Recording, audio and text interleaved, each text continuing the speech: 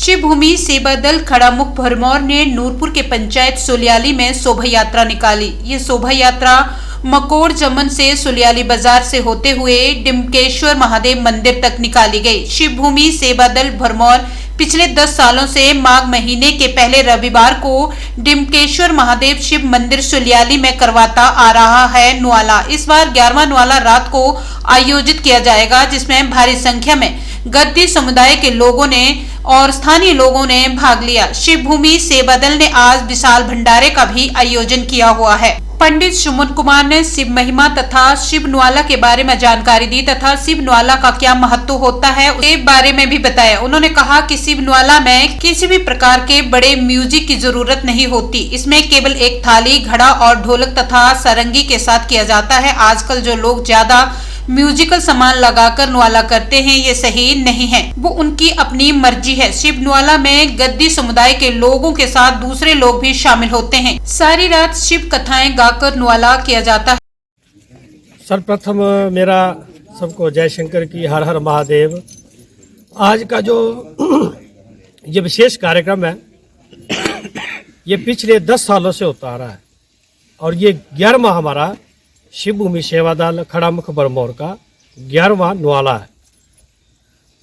तो हर वर्ष इस न्वाले में हमारे गद्दी समुदाय के लोग भरमौर से और नूरपुर क्षेत्र जसूर में हर जगह जो हमारे गद्दी समुदाय के लोग रहते हैं, वे सब आते हैं और इस क्षेत्र के और भी लोग जो है इस न्वाले में आते हैं। ये जो न्वाला है 11वां न्वाला शिव भूमि सेवा दल खड़ामुख द्वारा दिया जा रहा है। इसमें अभी आप थोड़ी देर में देखेंगे कि हम गद्दी समुदाय का जो ये लोकल हमारा लिबास है, जो शिवजी का लिबास है, हमारे लोगों ने पहन रखा है। तो इसमें एक यहाँ मकोड़ जामन सुलियाली से लेकर डिम्कू महादेव तक झांकी निकालेंगे और इसके बाद हवन का प्रोग्राम होगा। 3 घंटे हवन यज्ञ होगा और तत्पश्चात शाम को शिव न्वाला का आयोजन होगा। शिव न्वाला पहले तो हमारे गद्दी समुदाय के लोग ज़्यादा देते थे, पूजन करते थे, लेकिन अब ये न्वाला जो है शिव भूमि सेवा दल के प्रयास से दूर दराज के लोग भी और कई जगह के लोग भगवान शंकर का ये न्वाला पूजन करवा रहे हैं। अब बात आती है कि न्वाला है क्या चीज़ है। न्वाले का विवरण तो वैसे अगर हम शिव महापुराण को पढ़े तो भस्मासुर को जब भगवान शंकर ने वरदान दिया था कि जिसके सर पे आप हाथ रखोगे वो भस्म होगा, तो भस्मासुर भगवान शंकर के पीछे पड़ गए। जब भगवान शंकर ऐसी जगह छिपे थे, क्योंकि जो भस्मासुर था वे पानी से पिघल जाता था, पानी के नीचे नहीं आ सकता था। तो भगवान शंकर ने ऐसी जगह छिपे जहाँ पानी का झरना था बाहर और अंदर एक गुफा बनाई, वहाँ जाके छिपे। जैसे आप कभी मणिमहेश जाओगे तो ऐसी एक विपरीत गुफा है, अंदर गुफा है और बाहर बहुत बड़ा झरना जिसको धनछो के नाम से जाना जाता है। जैसे झरना बनाया भगवान शंकर जी अंदर छिपे।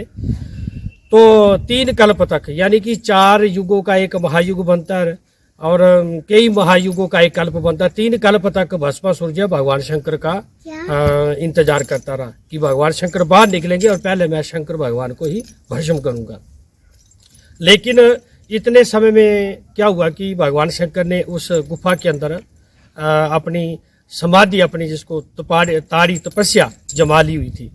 तो इसके पश्चात अब भगवान शंकर इतने कल्पों से सृष्टि से दूर रहे, तो देवताओं को चिंता हुई कि भगवान शंकर के बिना तो इस सृष्टि का चलना मुश्किल है और युग के अंत में विनाश होता है।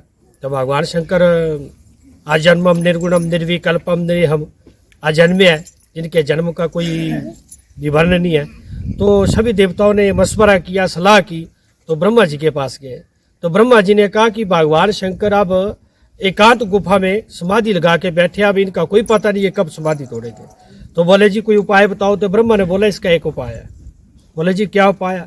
बोले जी शिव जी की मरण क्रिया करना पड़ेगी, श्राद्ध करना पड़ेगा, पिंड तर्पण करना पड़ेगा, तो भगवान शंकर तब बाहर आएंगे।